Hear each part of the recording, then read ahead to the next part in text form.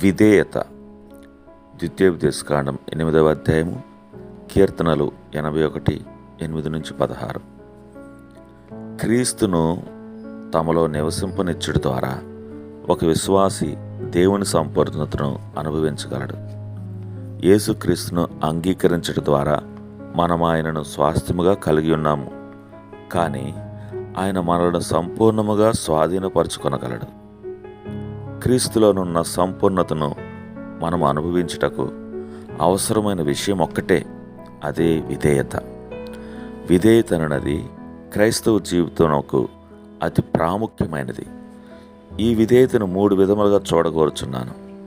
విధేయత యొక్క అవసరత, విధేయత యొక్క స్వభావము, విధేయతను పోషించుట.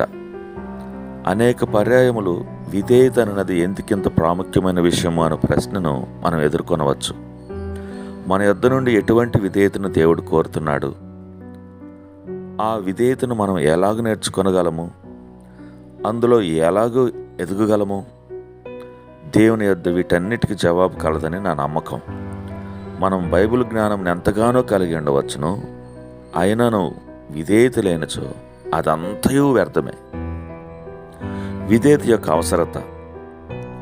మొదటి విషయము విధేయత యొక్క అవసరత. మన నిజమైన గొప్పతనమును నిర్ణయించే విషయం ఇదే. దేవుని దృష్టిలో మనకున్న గొప్పతనము ఈ విధేయతను ఒక్క విషయంపైన ఆధారపడి ఉంది. మత్తయి 5:19లో, కాబట్టి ఈ ఆజ్ఞలలో మిగులు అల్పమైన ఒకదానినైనను మీరి మనుషులకు అలాగున చేయబోధించు వాడెవడో వాడు పరలోక రాజ్యంలో మిగులు అల్పుడనబడును. అయితే వాటిని గైకొని బోధించువాడెవడో వాడు పరలోక రాజ్యంలో గొప్పవాడనబడును. పరలోక రాజ్యంలో గొప్పతనమును మానవుడిట్లు పొందునో ఆ నియమం ఇచ్చట స్పష్టంగా వివరించబడింది.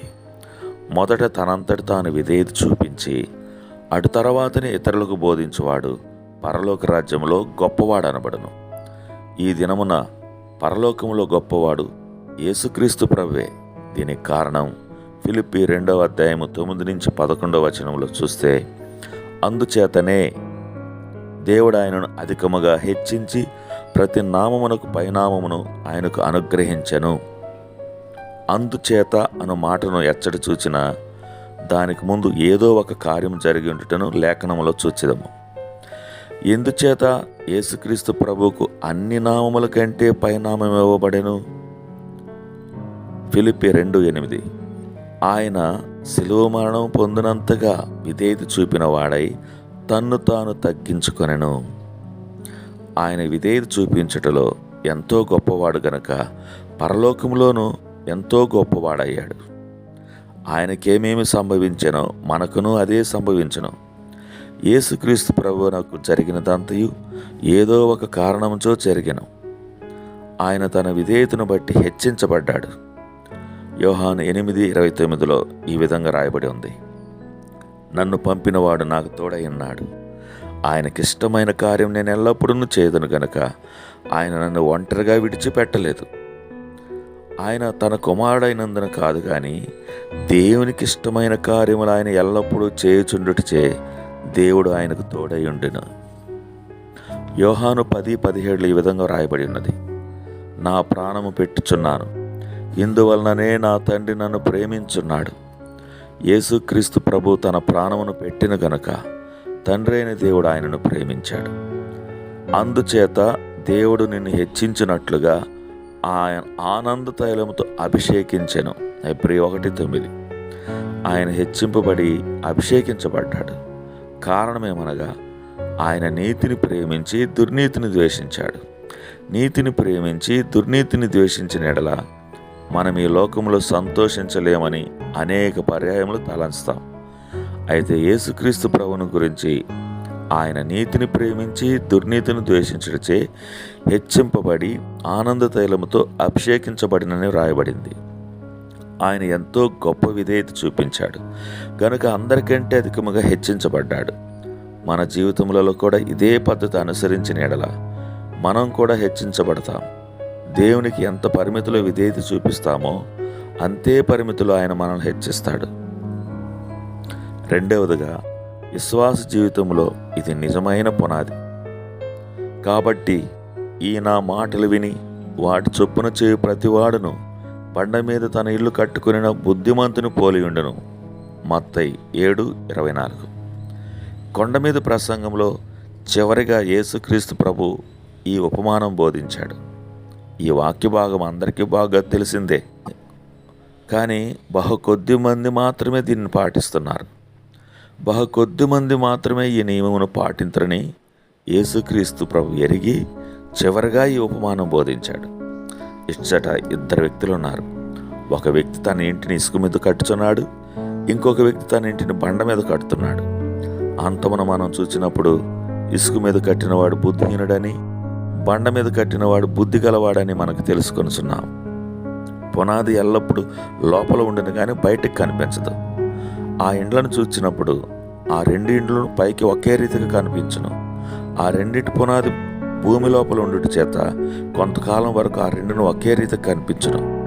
వాన కురిసి వరదలు వచ్చి గాలి విసిరి ఆ ఇండ్లను కొట్టినప్పుడు రహస్యం బయటపడెను. బండ మీద కట్టబడిన ఇల్లు మాత్రమే నిలిచింది, ఇసుక మీద కట్టబడిన ఇల్లు కూలిపోయింది. ఇక్కడ బండ దేనికి గుర్తు? మనలో అనేకులము ఈ బండ యేసుక్రీస్తు ప్రభువుకు గుర్తుగా ఉందని తలస్తాం, కానీ అది కాదు. ఆ బండ దేవుని వాక్యమునకు మనము చూపు విధేయతకు గుర్తు. ఇసుక మీద ఇల్లు కట్టిన వ్యక్తి యేసుక్రీస్తు ప్రభువు మాటలు విన్నాడు, దేవుని వాక్యంలోని సత్యంలోని ఎరిగిన గాని విన్న ప్రకారం చేయలేకపోయాడు.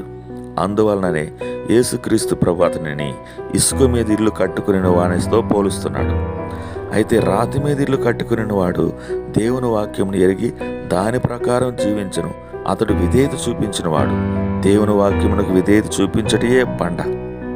ఇసుక మీద తమ ఇండ్లను కట్టుకుని అనేక మంది అంత్యదినమున మాత్రమే తమ బుద్ధిహీనతను గ్రహిస్తారు. ఆ దినమందు అనేకులు నన్ను చూచి, ప్రభువా ప్రభువా, మేము నీ నామమును ప్రవచింపలేదా? నీ నామమున దయ్యములను వెళ్ళగొట్టలేదా? నీ నామమున అనేక అద్భుతములను చేయలేదా అని చెప్తారు. మత్తయి 7:22. ఈ విధముగా ఆ దినమున ఎందరు చెప్పనై ఉన్నారోనని నేను ఆశ్చర్యపడుతున్నాను. ప్రస్తుతం అనేకులు మోసంలో జీవిస్తున్నారు. వారిప్పుడు ఎరుగురు కానీ అంతమును తెలుసుకుంటారు. ఇలాగన మోసగించబడు వారు సత్యము తెలియని వారు కారు. వారు క్రైస్తవులలో ప్రముఖులైన వారే. దయ్యమును వెళ్ళగొట్టితిమి, ఆయన నామమును ప్రవచించితిమి, అద్భుతములు చేసితిమి అని తమ కార్యములు గుర్చేవారు చెప్పు సంగతులు సత్యమే. అయితే దేవుడు వీరి విషయమై చేసిన తీర్మానం స్పష్టంగా చూస్తున్నాం. మత్తయి 7:23లో యేసుక్రీస్తు ప్రభు ఇలాగ చెప్పుచున్నాడు, నేను మిమ్మల్ని ఎన్నడూ ఎరగను, అక్రమం చేయని వాళ్ళారా నా యొద్ద నుండి పొండని వారితో చెప్పుదును. వారే పాపమునకు దాసులయ్యుండి విధేయతను నేర్చుకొనలేదు. అవును, వారి విషయంలో ఇది సత్యమే. యేసుక్రీస్తు ప్రభువునందు నిలిచి ఉండకే ఆత్మీయ వరములను అభ్యాసం చేసుకోవచ్చు. అయితే క్రీస్తులో మనం నిలిచి ఉండని ఎడల ఫలించలేము. యేసుక్రీస్తు ప్రభు ఎందుకు అలా చెప్పాడు? మనల్ని ఎగతాళి చేయ నిమిత్తమై ఆ రీతిగా ఆయన హెచ్చరించలేదు. తీర్పు దినము రాకమునుపు జాగ్రత్త పడి మన ఇండ్లను బండపై కట్టుకొనవలనని హెచ్చరించాడు. ఇది ఏ స్థిరమైన పునాది. విధేయతకు బదులు క్రియలు నుంచలేము. కానుక పెట్టెలు ఎక్కువ ద్రవ్యం వేయుట, దీర్ఘకాలం ప్రార్థనలో గడుపుట, సంఘ కార్యములకు నమ్మకంగా హాజరగుట అను ఇలాంటివి కార్యాలు ఏవైనా సరే విధేయతకు సమానం కావు.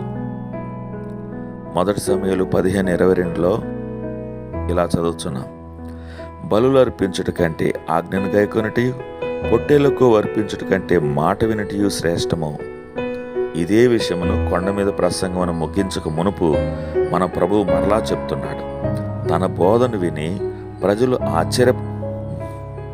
లేక వారికి అప్పగింపబడిన విధుల పరిమాణమును బట్టి వారు ఆశ్చర్యపడవలనని కూడా కాదు.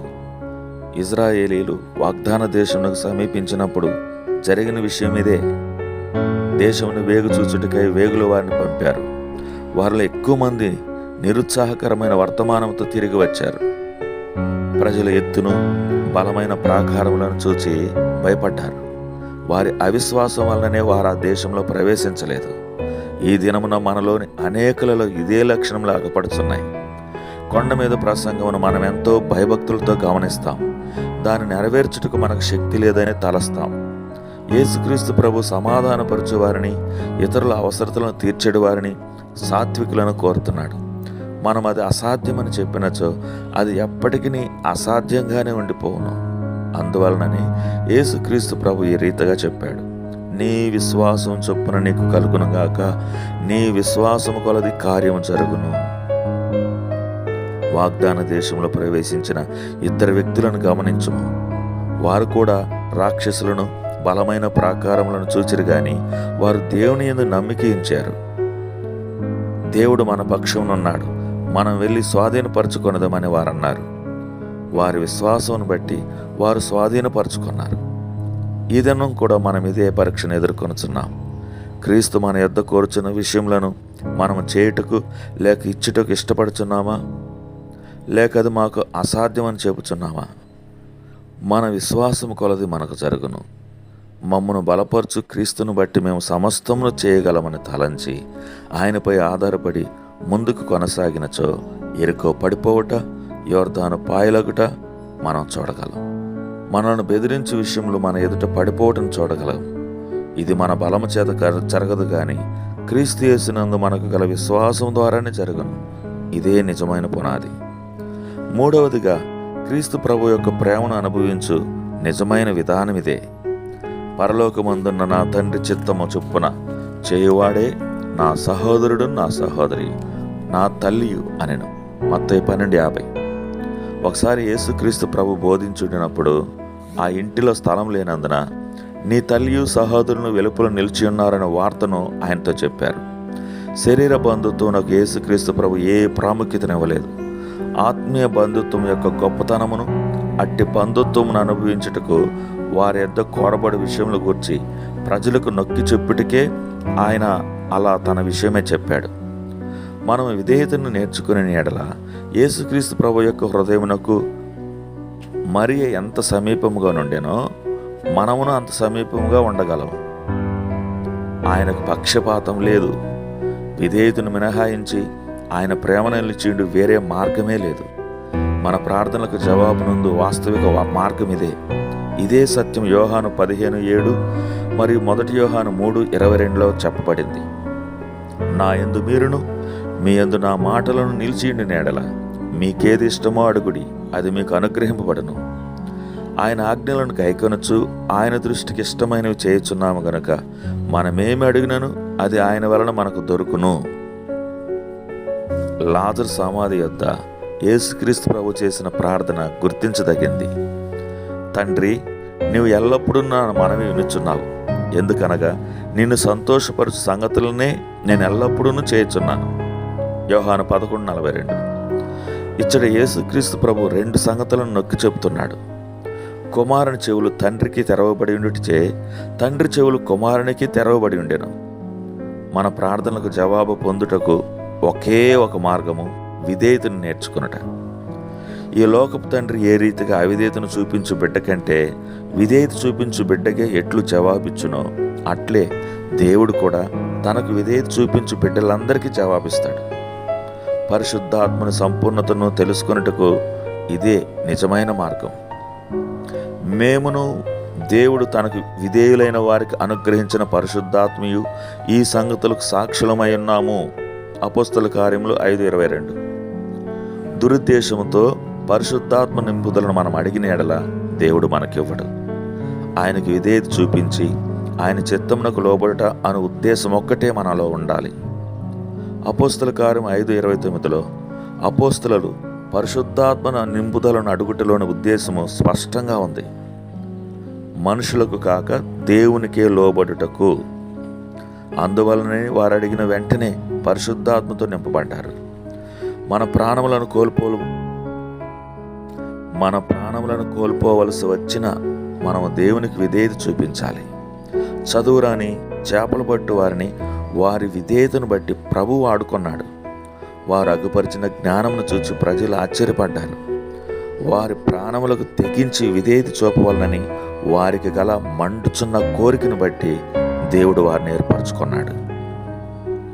విధేయత అనేది మన విశ్వాసమునకు నిజమైన పరీక్ష.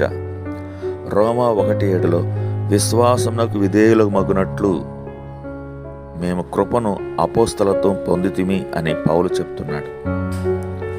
రోమా సంఘములోని క్రైస్తవ విశ్వాసము, విధేయత సర్వలోకములో ప్రచురింపబడిందని పౌలు తాను వారికి రాసిన పత్రిక ఆరంభంలో అంతంలో కూడా మెచ్చుకొనుచున్నాడు.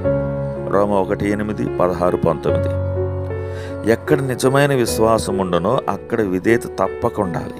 విధేయత లేని విశ్వాసము మృతమైనది. దేవుని వాక్యంలో మనం 2 సంగతులను చూడగలం. మనం వేటిపై ఆధారపడుచున్నామో ఆ వాగ్దానాలు, రెండవది మనం గైకొనవలసిన విధులు, కట్టడలు, ఆజ్ఞలు.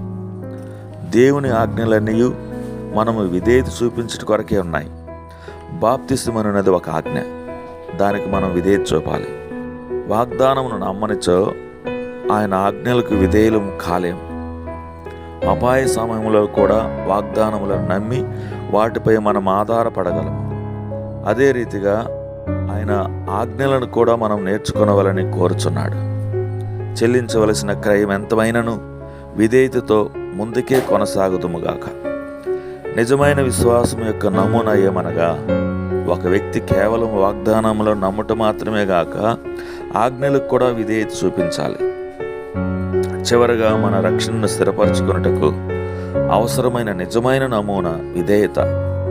హెబ్రీ 5:9 క్రీస్తు సంపూర్ణ సిద్ధి నొందుటను చూస్తున్నాం. ప్రధాన యాజకుడని దేవుని చేత పిలువబడి తనకు విధేయులైన వారికి అందరికీ నిత్య రక్షణకు కారకుడాయను. అనేక పర్యాయములు నిత్య రక్షణ విషయమై ప్రశ్నించబడితిమి. అది ఎంతో గొప్ప అంశం. నేను నిత్య రక్షణ గురించి నమ్ముచున్నాను కానీ శరీర రక్షణ నమ్ముటలేదు. అనేకులు యోహాను 10:28-29 ఆధారం చేసుకొని తమ శరీర సంబంధమైన జీవితంను సమర్థించుకుంటారు. అంశమును పూర్తిగా వివరించిన ఈ లేఖన భాగములను అనేక పర్యాయములు మనుషులు చెప్పుదురు.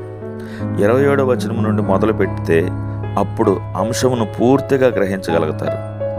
నా గొర్రెలు నా స్వరం వినును, నేను వాటిని ఎరుగుదును, అవి నన్ను వెంబడించును.